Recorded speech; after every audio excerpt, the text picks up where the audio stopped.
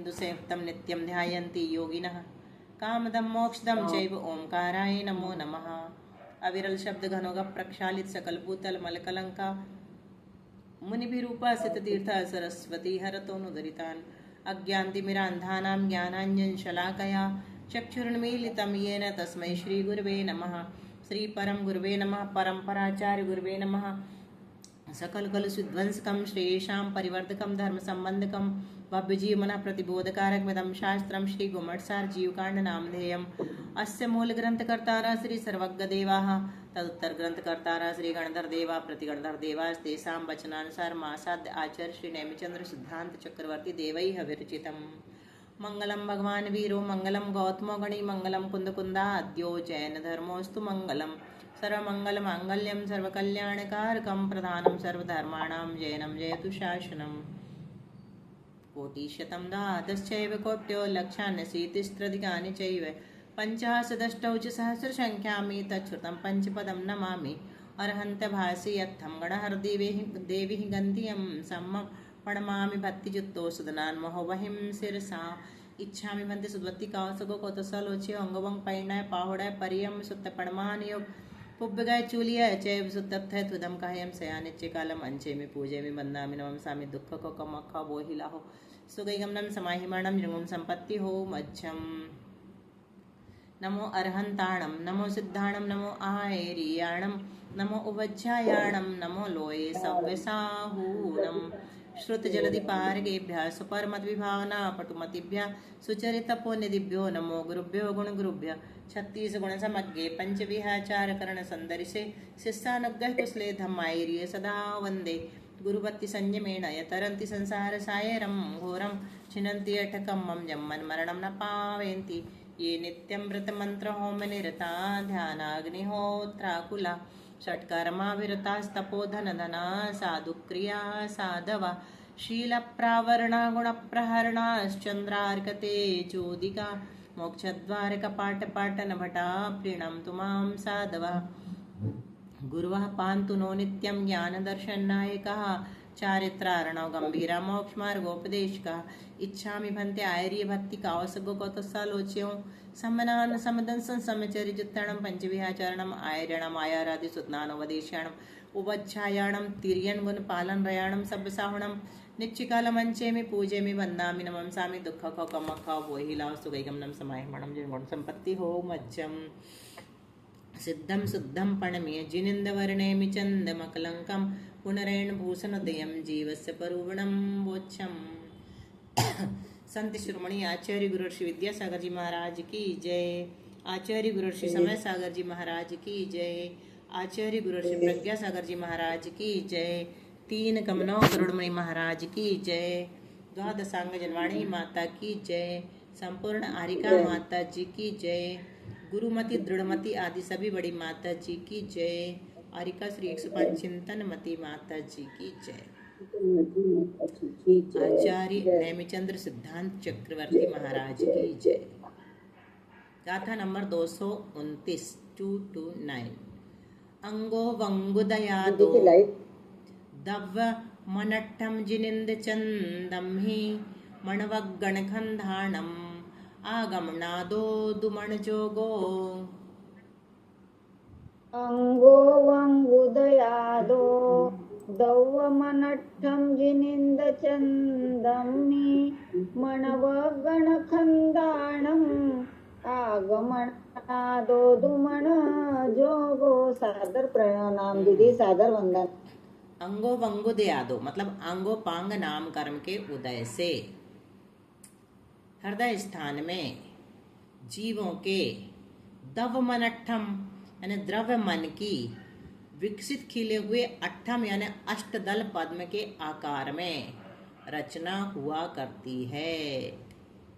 यह रचना जिन मनोवर्णाओं के द्वारा हुआ करती है उन मनोवर्णाओं का श्री जिनेन्द्र चंदम ही यानी जिनेन्द्र चंद्र भगवान सयोग केवली के भी आगमन हुआ करता है। आगमनादो आगमन हुआ करता है, इसलिए उनके उपचार से मनोयोग मन जोगो, इसलिए उनके उपचार से मनोयोग होता है। मनवगणखंधानम मनोवर्णाओं के द्वारा जिनकी रचना हुआ करती है वे किसके होती हैं? सयोग केवली भगवान के भी उपचार से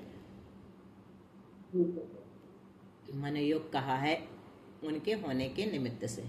तो मनोयोग के उपचार का प्रयोजन क्या है? द्रव्य मन के लिए मनोवर्णा का ग्रहण होना, यह प्रयोजन है। मनोयोग कब होगा? जब मनोवर्णा का ग्रहण होगा। किस लिए ग्रहण होगा? द्रव्य मन की रचना के लिए। तो भी मुख्य भाव मनोयोग का अभाव है। किसके? केवली भगवान के। इसलिए उपचार से ही मनोयोग कहा है, परमार्थ से नहीं है। अथवा केवली के वास्तव में मनोयोग है, क्योंकि उनके पाया जाता है क्या? भाव मनोयोग, कर्म नो कर्म को ग्रहण करने की शक्ति रूप। ऐसे मनोयोग का कार्य उपचार से जीवों पर दया, उपदेश आदि कार्य। और द्रव्य मनोयोग मनोवर्ण का द्रव्य मन रूप से परिणमन। चलो देखते हैं आगे। और अब औदारिक काय योग बताएंगे। पूर्व महदुदारु रालम एयठो संविजान तम्मि भवम ओरालियम तमुच्चई ओरालिय काय जोगोसो। पूर्व महदुदारुरालम एयठो संविजान तम्मि भवम ओरालियम तमुच्चई ओरालिय काय जोगोसो।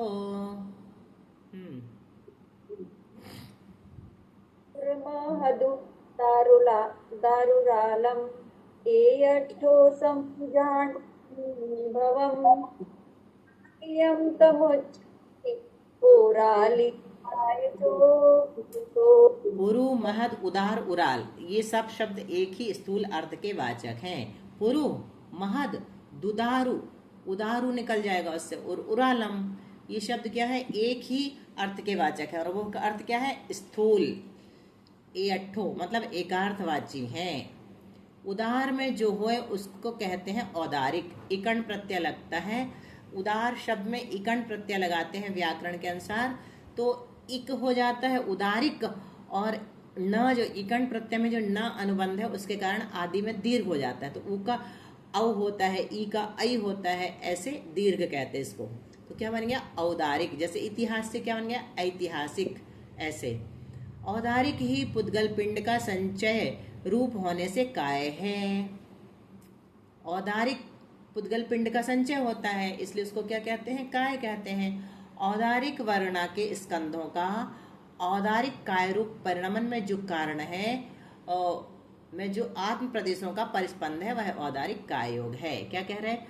औदारिक वर्णा के जो स्कंध है वो क्या होते हैं? पहले औदारिक काय रूप परिणमन करते हैं। ठीक है, औदारिक वर्णा के स्कंद आएंगे, ग्रहण करेंगे, हैं, तो उससे क्या होगा? मतलब औदारिक काय योग बनाने के लिए, औदारिक शरीर बनाने के लिए क्या करते हैं? औदारिक वर्णा को ग्रहण करते हैं। और वैक्रिक शरीर बनाने के लिए कौन सी वर्णा ग्रहण करेंगे? औदारिक की और कोई सी? हाँ, वैक्रिक वर्णा ग्रहण करेंगे। तो औदारिक स्कंधों से, औदारिक वर्णाओं से वैक्रिक शरीर कभी नहीं बन सकता है ना। तो औदारिक वर्णा के स्कंधों का जो हमने ग्रहण किए हैं, और स्कंद से वही लेना, मतलब पुद्गल परमाणु का समूह, तो वो जो है औदारिक काय रूप परिणमित हो जाते हैं। तो क्या बन गया? अपना औदारिक काय बन गया। फिर परिणमन में कारण क्या है? आत्म प्रदेशों का परिस्पंदन, वह औदारिक काय योग है। अब देखो क्या कहा? मनुष्य और तिर्यंचों का ही बनेगा दीदी औदारिक शरीर। बस उदार, महान, पुरु, स्थूल, उराल ये सभी एकार्थवाची हैं। उदार में जो हो उसे औदारिक कहते हैं। काय यानी संचय रूप पुद्गल पिंड। औदारिक शरीर नाम कर्म के उदय से उत्पन्न हुआ। औदारिक शरीर के आकार रूप स्थूल पुद्गल स्कंधों का परिणाम औदारिक काय है। सूक्ष्म जीवों के औदारिक शरीर तो सूक्ष्म है, फिर उनको औदारिक कैसे कहते हैं ना? अपन ने अभी पढ़ा, जो उदार होता है, स्थूल होता है, उसको औदारिक काय कहते हैं, उदार कहते हैं। तो आप सूक्ष्म को उदार क्यों, औदारिक शरीर क्यों कह रहे हैं सूक्ष्म जीवों का? तो बताते हैं कि जो आगे जो शरीर बताएंगे वैक्रियक, आहारक, तेजस, कार्मण आदि, तो उनमें जो वैक्रियक आदि शरीर हैं उनकी तुलना में ये सूक्ष्म जीवों का शरीर भी स्थूल है ना। इसलिए औदारिक स्थूल शरीर है, इसलिए औदारिक स्थूल शरीर है, तथा इस शरीर की ऐसी रूढ़ संज्ञा है। सूक्ष्म जीवों का शरीर तो उनसे यह शरीर स्थूल है, इसलिए औदारिक स्थूल शरीर तथा इस शरीर की ऐसी रूढ़। औदारिक काय योग औदारिक शरीर के अवलंबन से जीव के प्रदेशों में, कहाँ होता है परिस्पंदन? जीव के प्रदेशों में। तो परिस्पंदन का कारणभूत जो प्रयत्न होता है उसे औदारिक काय योग कहते हैं। पढ़ा हुआ है तो ज्यादा समझाने की जरूरत नहीं है ना। चलें आगे। जी दीदी, हाँ सरल भी है। 231। हाँ। औराल्य उत्तथम विजानमिस्सन्तु अपरिपुण्णं तं ज्योतेन संपजोगो ओराल्यमिस्य जोगोसो। ओरालियोत्तथं विजानमिस्सं तु अपरिपूर्णं तं ज्योतेन संपजोगो ओरालियमिस्य जोगोसो वन्यति। सो संपजोगो विजान, विजान मतलब जानो। किसको जानो? जिस भी चीज को समझा रहे हैं वो किसको समझा रहे हैं? भव्य जीव को। हे भव्य ऐसा समझ, विजान यानी जान।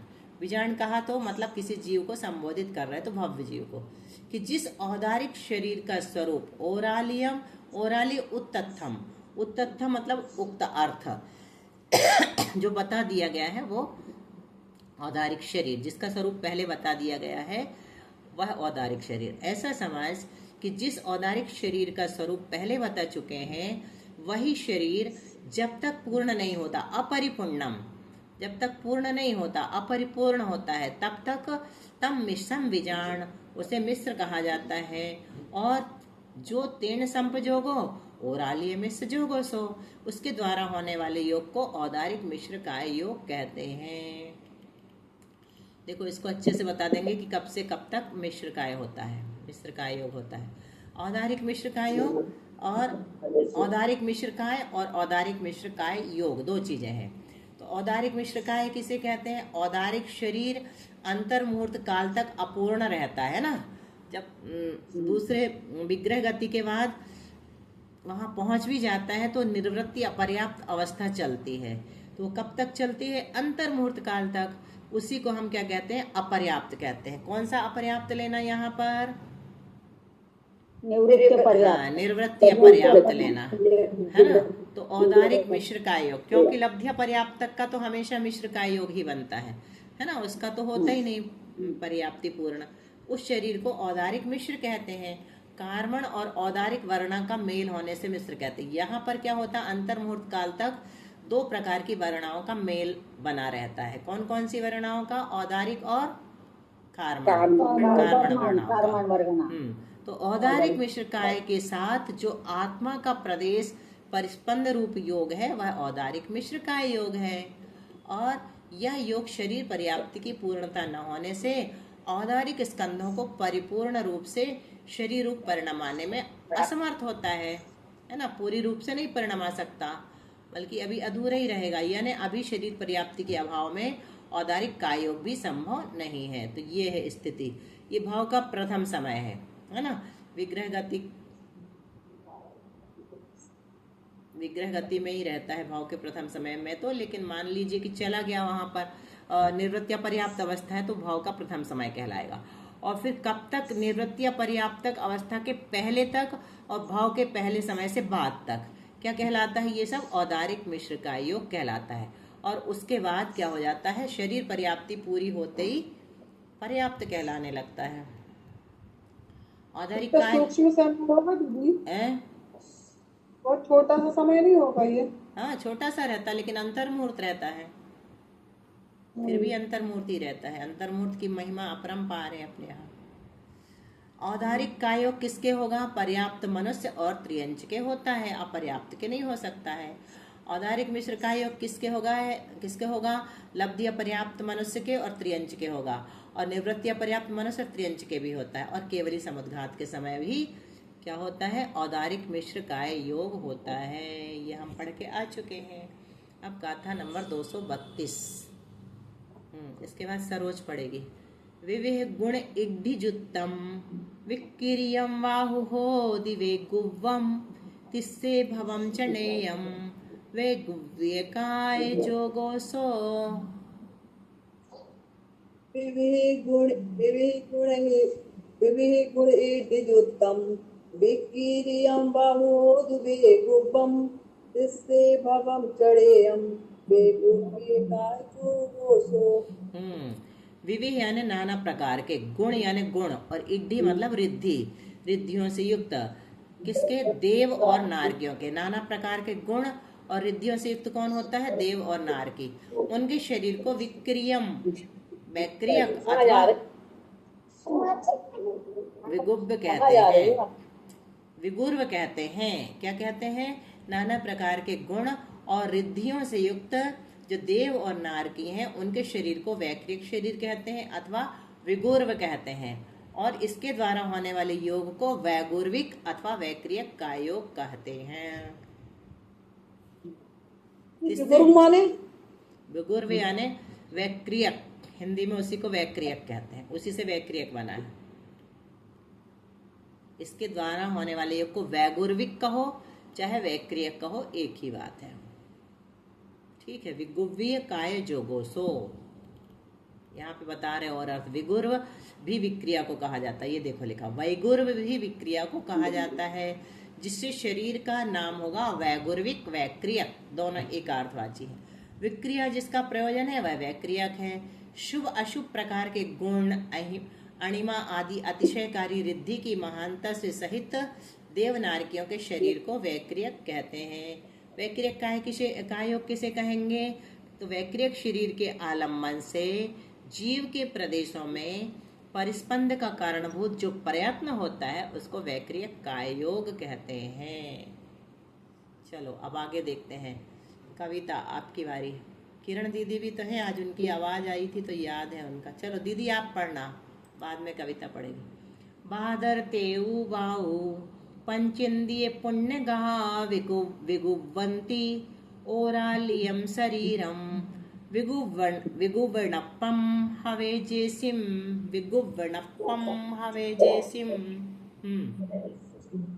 दीदी है क्या? बादर ते वाओ तो वचन अलग। बोलो दीदी। मैं पढ़ूंगी। किरण दीदी बोल रही ना। बादर ते वाओ पंचेंद्रिय पूर्णगा विगुवंती ओरालियम शरीरम विगुवणपम हवे जेसिम। सागर वंदना दीजिए। वादर तेऊ बाऊ, वादर तेजस का एक और वायु का एक, तथा संगी पर्याप्त पंचेंद्री त्रियंज पुण्यगा, पंचेंद्री पुण्यगा यानी संगी पर्याप्त पंचेंद्री त्रियंज एवं मनुष्य तथा भोग भूमि त्रियंज मनुष्य अपने अपने औरालियम शरीरम, औदारिक शरीर को विगुब्बणप्पणम विगुब्बणप्पम यानी विक्रिया रूप परिणमाते हैं। कौन कौन? बादर तेजस का एक विक्रिया करते हैं, वायु का एक भी विक्रिया करते हैं, संगी पंचेंद्रिय त्रियंच भी विक्रिया करते हैं, पर्याप्त संगी पर्याप्त पंचेंद्रिय त्रियंच, और मनुष्य भी विक्रिया करते हैं, है ना। संगी पंचेंद्रिय और पर्याप्त त्रियंच और मनुष्य दोनों, और भोग भूमि त्रियंच मनुष्य ये भी विक्रिया करते हैं। अपने अपने औदारिक शरीर को विक्रिया रूप परिणमाते हैं। किस किस का शरीर विक्रिया रूप पाया जाता है? तो सभी देवनारकी का। ये याद करने वाली गाथा है, ये कर लेना होमवर्क 233। ठीक है, याद रखना है अपने को। किस किस का शरीर विक्रिया रूप पाया जाता है? तो सभी देवनारकी जीवों का, है ना, वो विक्रिया कर लेते हैं। और कौन करता है? वादर पर्याप्त तेजस्कायिक और वायुकायिक जीव, मतलब अग्निकायिक और वायुकायिक दोनों कर लेते हैं। और कर्मभूमि संगी पंचेंद्री पर्याप्त मनुष्य त्रियंच और भोग भूमि त्रियंच मनुष्य, ये सब विक्रिया दीदी पंचेंद्रिय पुण्यगा से क्या लेना? पंचेंद्रिय पुण्यगा से संगी पंचेंद्रिय त्रियंच है ना। पंचेंद्री संगी पर्याप्त, पुण्य यानी पर्याप्त। हाँ। और भोग भूमि चाहिए कहाँ से मिलता था? मनुष्य और भोग ये भूमि ऊपर से डाल दिया, सब इसी में आ गया। पंचेंद्री पर्याप्त में आ गए तो भोग भूमि के भी आ गए, और कहाँ के भी आ, कर्म भूमि के भी आ गए। इसमें अलग से नहीं डाला गया था। बादर कायिक देव कायिक तो त्रियंच में नियम से होते हैं। पंचेंद्रिय पर्याप्तक में कौन कौन लेंगे? तो भोग भूमि कर्म भूमि दोनों के मनुष्य त्रियंच ले लेंगे, है ना। और पर्याप्त होना चाहिए, तो वहाँ के तो पर्याप्त होते ही हैं, संगी होते ही हैं, यहाँ के संगी और पर्याप्त होना चाहिए, इसलिए हिंदी में अलग से डाल दिया। संगी पर्याप्त पंचेंद्रिय त्रियंच एवं मनुष्य, और मनुष्य भी असंगी होते नहीं है, तो त्रियंच में बस लगेगा ये संगी वाला। संगी और पंचेंद्रिय ये त्रियंच में बस लगेगा, मनुष्य में नहीं लगेगा, क्योंकि मनुष्य पंचेंद्रिय होते हैं, संगी नियम से होते हैं, है ना, चाहे वो लब्धि अपर्याप्त तक भी क्यों ना हो। अपर्याप्त तक तो होते हैं लेकिन, और वो भूमि भी इसी से निकल गया, इनके औदारिक शरीर को विक्री। अब ये बता दिया है फिर से, देव नारकी को छोड़कर अन्य सभी जीवों की विक्रिया पाए जाने का नियम नहीं है, वो नियम से करते। 2 प्रकार की होती विक्रिया, कौन कौन सी? पृथक और अपृथक। तो पृथक किसे कहते हैं? मूल शरीर से भिन्न विक्रिया करना, ये पृथक विक्रिया है। और अपृथक विक्रिया किसे कहते हैं? मूल शरीर को ही विक्रिया रूप करना। कौन से जीव की कौन सी विक्रिया होती है? देवों की कौन कौन सी विक्रिया हो सकती है? दोनों हो सकती। नारकियों की अपृथक ही होती, पृथक नहीं होती है। और भोग भूमिया मनुष्य त्रियंच की दोनों हो सकती है। चक्रवर्ती की भी दोनों हो सकती हैं। और शेष कर्म भूमिया मनुष्य त्रियंच की अपृथक ही होती है। हाँ, और बादर वायुकायिक तेजकायिक की भी अपृथक ही होती है। औदारिक शरीर वालों की विक्रिया औदारिक शरीर का ही परिणमन है। औदारिक शरीर वाले जीवों को वैक्रिया का योग नहीं होता है। 234 हो पाएगा कि नहीं? नहीं हो पाएगा। एक बार महाराज जी ने तो इसमें बादल की विक्रिया थी, जंगल की भीषण आग का एग्जाम्पल दिया। सही है। बादल विक्रिया जैसे सुनामी या तूफानी हवाएं जब चलती हैं तेज, तो उस समय उन्हें बादल वायु सही है, बहुत अच्छा। चलो पढ़ लेते हैं, पूरी हो जाएगी तो ठीक है। वे गुव्य उत्तथम विजानमिस्सं तु अपरिपुण्यम तम ज्योतिर्ण संपजोगो वे गुव्य मिस्य जोगो सो। वे गुर्विक का अर्थ वैक्रियक बताया जा चुका है। क्या? वे गुर्विक का अर्थ क्या है? वैक्रियक। सुन लिया सरोज? दोबारा आ गया। ये मैं ही पूछने वाली थी। हाँ, वैगुर्विक यानी वैक्रियक। जब तक वह वैक्रियक शरीर पूर्ण नहीं होता तब तक उसको वैक्रियक कहते हैं। वैगुव्य उत्तथम, ये कह रहे हैं, इसका अर्थ है वैगुव्य का अर्थ बताया जा चुका है। क्या बताया जा चुका है? वैक्रियक। और मिश्रम तु अपरिपुण्यम तम, ये नहीं पढ़ा ना अभी अपन ने? हाँ, नहीं पढ़ा। वैक्रियक मिश्र का योग। जब तक वैक्रियक शरीर पूर्ण नहीं होता, अपरिपुण्यम, तब तक उसको वैक्रियक मिश्र जानो। उसके द्वारा होने वाले योग को वैक्रियक मिश्र का योग कहते हैं। तेन संपजोगो वैगुव्य मिश्र जोगो सो। जो संपजोगो तेन सो वैगुव्य मिश्र जोगो। वैक्रियक मिश्र काय योग किसे वैक्रियक मिश्र काय और वैक्रियक मिश्र काय योग 2 चीजें हैं। वैक्रियक मिश्र काय कौन सी होती है? वैक्रियक शरीर अंतर मुहूर्त काल तक पूर्ण यानी पर्याप्त नहीं होता, तब तक उसे वैक्रियक मिश्र काय कहते हैं। कार्मण और वैक्रियक वर्णाओं का मेल होने से मिश्र कहते हैं। और वैक्रियक मिश्र काय के साथ जो आत्मा के प्रदेशों का परिस्पंद है वह वैक्रियक मिश्र काय योग है। यानी अभी शरीर पर्याप्ति के अभाव में वैक्रियक काय योग भी संभव नहीं है। वैसे ही लगा लेना, ये भाव के प्रथम समय से लेकर निर्वृत्ति अपर्याप्त जब तक रहेगा तब तक वैक्रियक मिश्र का योग रहेगा, और उसके बाद पर्याप्तक हो जाएगा। वैक्रियक मिश्र का योग किसके होगा? देवनारकी के कब होगा? जन्म से शरीर पर्याप्ति पूर्ण होने तक। यहाँ शरीर पर्याप्ति पूर्ण हो जाती है तब तक रहेगा, है ना। और इसका काल कितना है? अंतर मुहूर्त मात्र है। क्या इस योग में मरण संभव है? कौन बताएगा? नहीं, संभव नहीं है। अब 235 गाथा से कल चलेगा, आगे चलेगा। चलो। वाणी जिनेन्द्र कथिता दुख हारिणी है, संत्रस्त भव्य जन को सुखदायनी है। तेरा करूं स्तवन में ऐ अम्ब देवी, तो शीघ्र ही बन सकूं निज आत्मसेवी। 9 बार नमोकार मंत्र द्वादशांग विजनवाणी माता की जय।